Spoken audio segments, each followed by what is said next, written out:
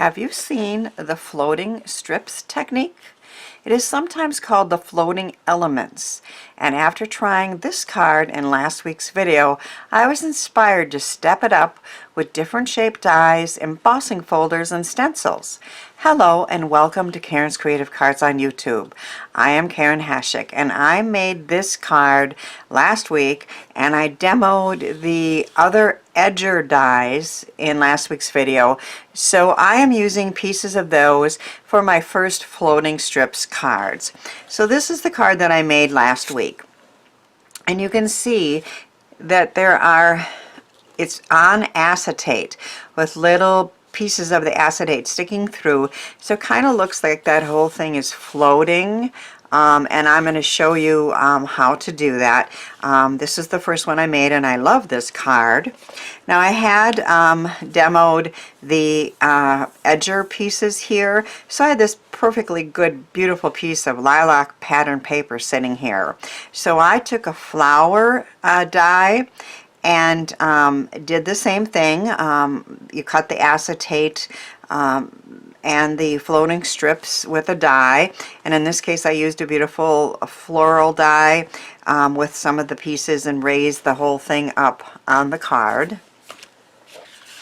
This one here, again, I had demoed in last week's video, and I had this edger die right down the middle. I had scored and tucked it and didn't have a lot of room left on this pretty piece, but I did just did some floating strips and did a butterfly die and a butterfly punch, and both of those kind of look like they're floating there with those acetate strips, and I like how that turned out as well. This is one of my favorites of the cards that I made, and of course all the details on the cards that I show will be on my blog, and links are in the description box to those blog posts as well as to the products featured. This paper and the jar die and all the animal dies that you see here are from a collection from Paper Wishes called Foggy Forest. And so I die cut the, well, first you do the strips and you put them on the acetate, and then you do the die cutting. I'm going to show you that. This is like a mason jar here with that fun scenery and then a couple dies and a background die as well. So this is one of my favorites of the ones I did, and this is all raised up on that acetate to kind of get that floating elements or floating strips look. My next two cards featured heart dies from Dies to Die For. So again, I just wanted to try all different sizes and shapes of dies and not just the traditional circles or ovals or squares. And in this case, it's a torn heart. And on both of them, I also used some rainbow iridescent cardstock, so I thought those were pretty. And the background on both of them again are pinpoint burst dies from Memory Box. So this first one has a love on there. I know that's a quiet fire. Love is one of my favorites, and this is raised up again for a really pretty floating strips look. I even did a slimline. I had a slimline heart. Again, the pinpoint background adds a little interest, and that floating strips on a large slimline heart. But of course, I kept trying different things, and in this case I have a penny black Masterpieces Made Simple picture. And rather than just plop it on a card and call it a card, I cut the strips, and you can see, I'll show you, your strips aren't always the same width, and you can vary where they, two bigger ones, a smaller one, and make it interesting.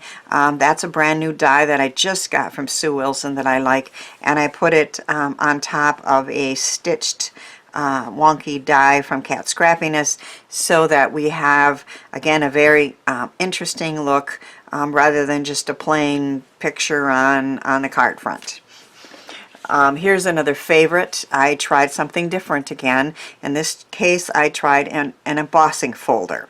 So I put the different strips of marbled cardstock on a piece of acetate, and then I embossed the whole thing. And so you can see that pattern of embossing continues through the 3 colors and the 3 different pieces, strips, and then I added a couple die cuts to that one as well. So what I like to do is to take a technique and then really push the boundaries with it. And I decided to try doing it with stenciling. So I'm taking a beautiful new stencil that I got from a Colorful Life Designs, and it is called the Split Rose Flourish. And I am going to do it on the background, and then I'm going to do it on the piece with the floating strips. So we're going to do that. I've cut a 5.5 square card base, and then I cut 2 pieces of marbled peach paper, and those are 5¼ inches square. I have already added the teal through the Split Rose Flourish stencil on the card front and attached it. So that's ready to go. That in itself is just a beautiful card, I think. But we're going to step it up and do this floating strips technique with part of the stencil, and I think it's going to turn out even cooler. On the inside, I just got a couple new Sue Wilson sentiments. This one says, "Hope your day is amazing."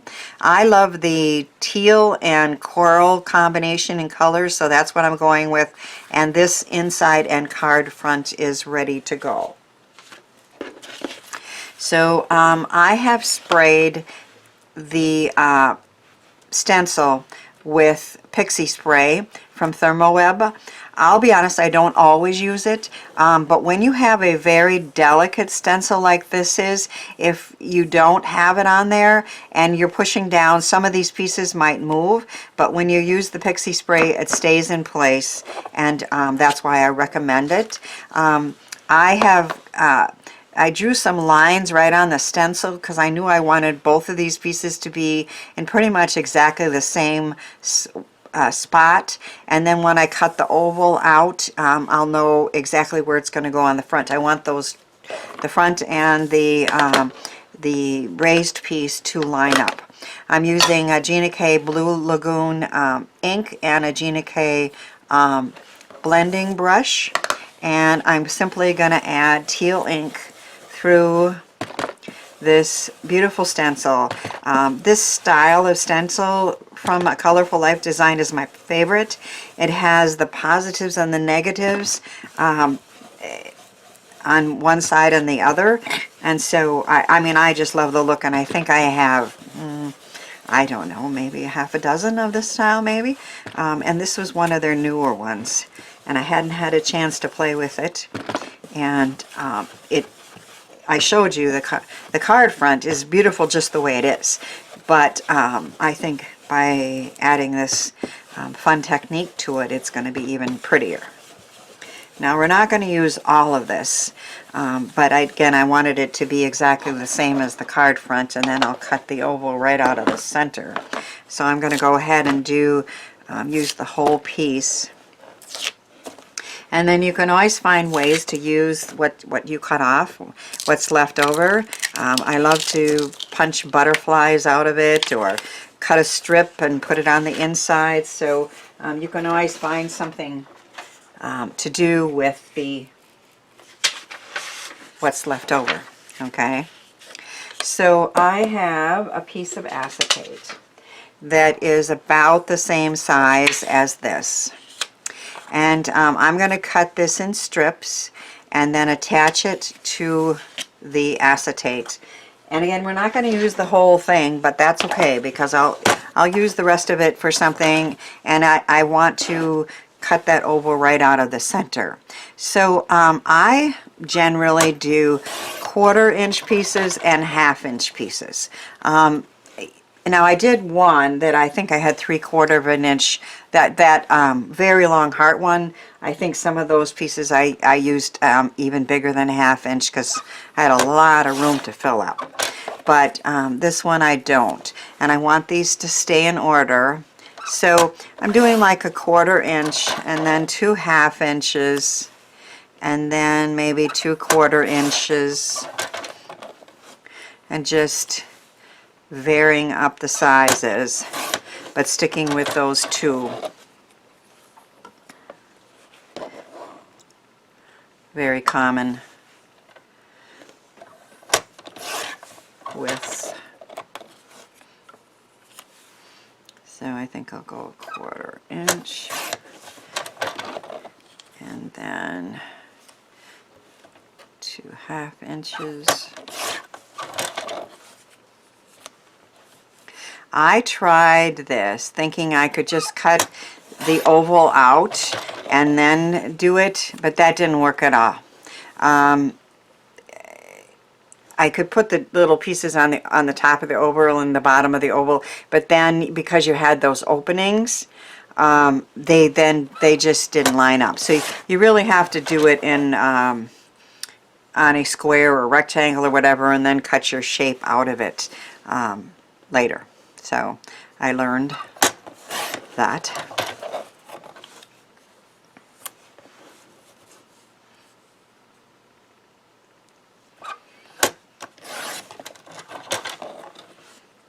And we're going to keep these in order because we want the picture to continue down.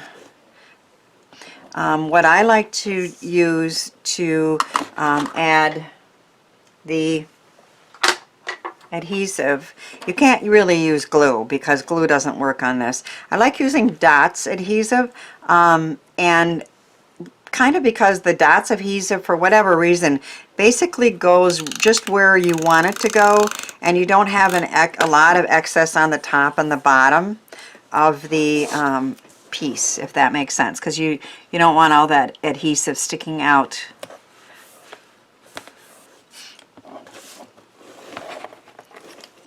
In between where your acetate is going to show. So you're going to leave a little space in between these so you can kind of see through it, and that's what makes it kind of look like it's floating.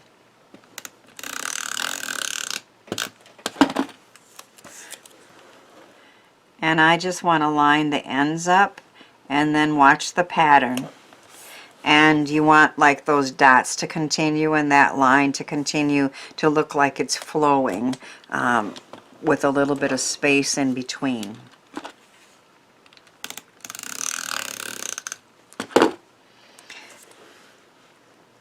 And I thought this stencil would be very pretty to try this with.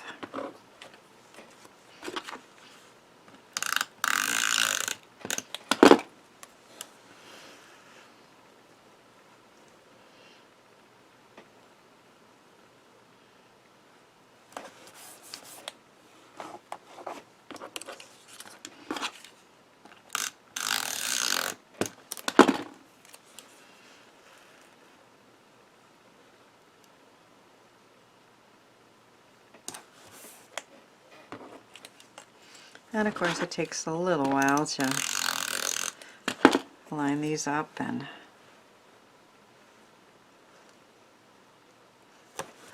attach them. And then we're going to cut it out with an oval. You could do, you know, any shape you want, but I decided that on this part here in the center, an oval would work very well. And I'm actually using a stitched oval, just because adding stitches just always makes it more interesting to me. And I'm using a stitched oval from Dies to Die For. And I'm also using my precision chrome plate on my Vagabond, because this is cutting through paper and acetate, and I found that using the precision glass plate, you know, the precision metal plate, worked best for this.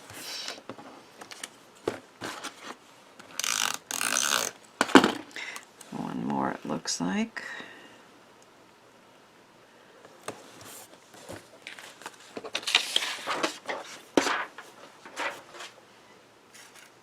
So I have an oval, and these two should be pretty much looking the same.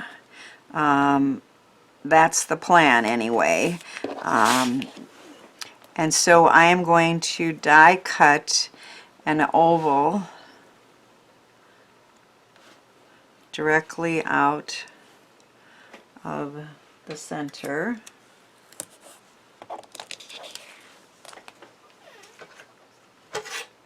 I can't move my machine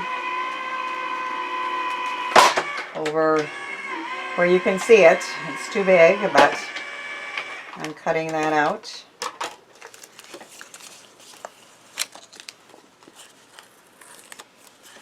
And one thing people have suggested is to save the negative of that piece and to use that maybe for another card.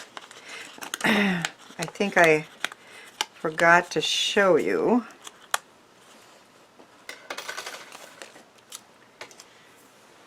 That I did that on one of these, this one. So you can see that I cut the flower out of that beautiful lilac paper, and then on the inside I had this really pretty negative piece that has the floating strips and that gorgeous paper, and so I'm going to write my message right on the inside of that open floral.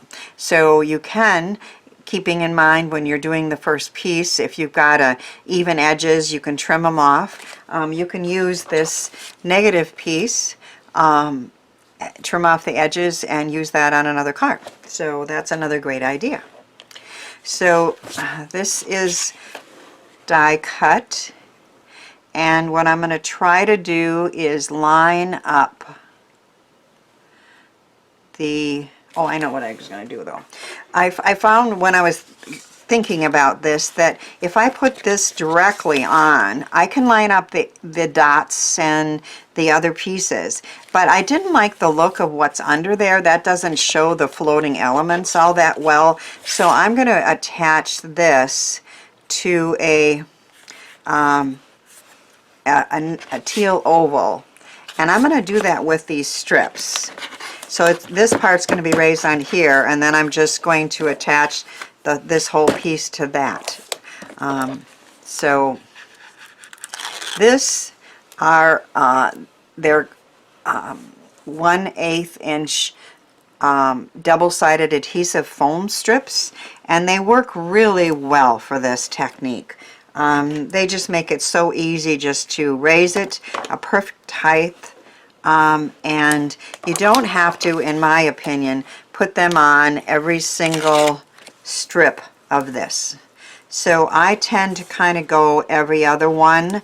I guess it would be a personal choice, but I'll show you when I'm done that it's going to be raised just fine without going on every single strip.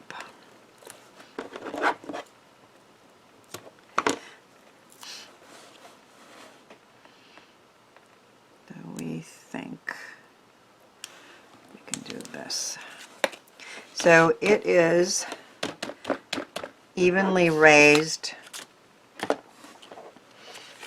by just going on every other one.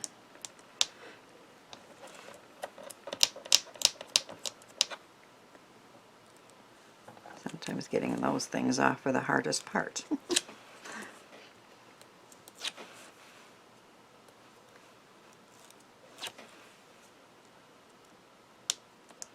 But if you don't have the strips, you can try just regular pop dots or cut mounting tape in half and then double it probably. So I am going to attach this to this other oval cut out with the same die and try to line that up. And I just like the look of the aqua under there better. It's the same under all the openings. And now we're going to line this up.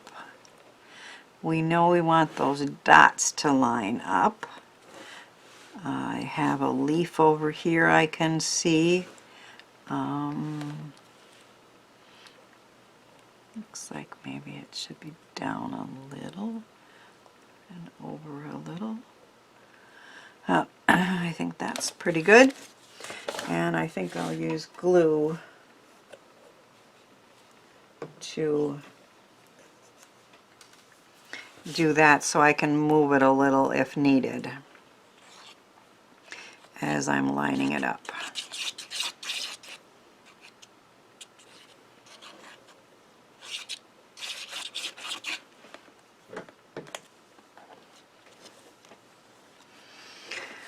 Alright, so we have those dots, we have those leaves,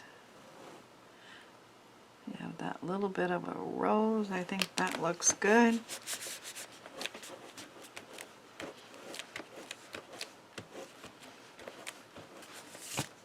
So we have that gorgeous stencil throughout the background, and then on this piece that got raised, and you have those acetate strips, so it kind of looks like that whole top piece is floating. I just really like the look of that, and I love to try a technique like the floating strip techniques that's easy to do and can be done in so many different ways, and that way we're adding the floating images to our cards as I've shown here. I hope you'll give it a try. To see many more ideas for making cards with stencils, click on the next video. Thanks for watching and subscribing, and I hope to see you again next week for more card making joy here on Karen's Creative Cards.